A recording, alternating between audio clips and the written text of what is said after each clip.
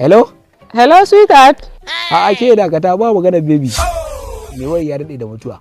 Ayo. Hey baban tinkiya. Yawwa baby. Baby akwai kura fa. Me fa? Ni da ma ke kin sani. Allah ya sani kin sani. Ni dan mutuwar zuciya ne. Kuma azumi ya shigo baby, abubuwa suna ta tafiya yadda ake so to amma fa yanzu ban ga Ramadan basket dina ba. Okay.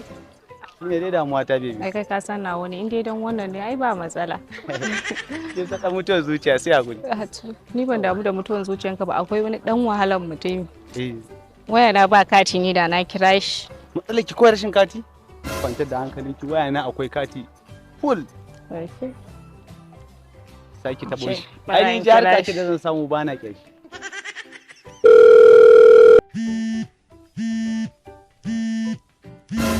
Yau Allah ya sa kiran Alhaji ne. Baby yar wahala. Yau ke kika kira da waya? Za ki ga wahala Qur'ani. Hello? Hello, sweetheart. A ake dakata ba magana baby. Me wai ya dade da mutuwa. Dan shekaran jiya ka sadaka bakonsa. Yanzu koyi abu ɗaya rage ki mai fatan Allah ubangiji ya ji kansa Allah ya gafarta masa. Ban gane ya dade da mutuwa ba. Abin da na faɗa maki haka ne, ke kanki in mace da ban kika ƙara kiran lambar wayar nan kin san Allah zuwa gobe sai kin mutu. Wannan ai zancen iska ne. Sai an jima. Wani Ramadan basket in je siya ba mata a tamfa bara. Sai Ramadan basket ya ci uwarsa Ramadan basket din. Jiya har aka sha ruwa ina ga kuli kawai na ci. Kawai sai yanzu dan kara miki kai haka kawai ba wani zan ba. Mutu Allah ya tambaye ni. Ayo. A danna mana subscribe da samun aikin mu a kowane lokaci. Hey baban tinkiya.